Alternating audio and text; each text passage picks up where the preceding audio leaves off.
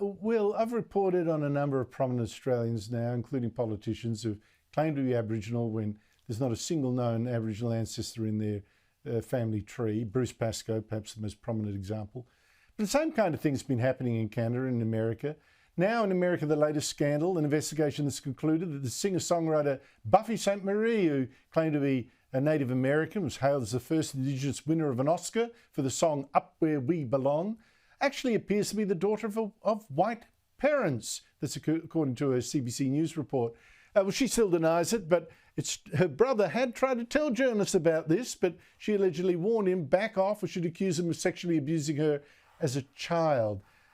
Will, why is it that you don't get black people pretending to be white, but you sure do get a lot of whites pretending to be black, or in this case, Native American? Because victimhood confers status in 2023, Andrew. Back in the day, you'd buy a Porsche or a big house if you wanted to demonstrate status in society. Now you align yourself with a marginalised group. And that's a real problem. That's a real problem because it continues this perverse incentive to have things like racism in society or to have discrimination. Because if you can keep this industry going, and I don't use that word lightly, this has now become a victimhood industry across the West. There is a perverse incentive for people to continue that narrative. We need to push back against this sort of stuff. Of course, you can laugh at it because it is innately ridiculous, but there's a serious point here, and that is if you don't push back on it, then it continues this perverse incentive for these sorts of kind of narratives to continue, and that's a really bad thing.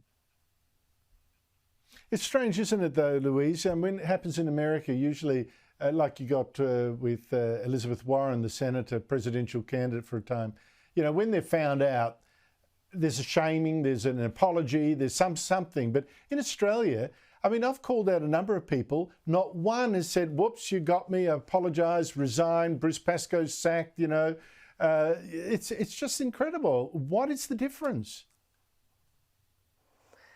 Well, the difference is that there's some sort of immunity. You're not allowed to ask questions, even when there's glaring questions to be asked. But Will's exactly right. This comes down to there's something to gain, whether it's financial or notoriety or a point of difference. And it seems for some people, it's the more minority hats they can stack on, the better.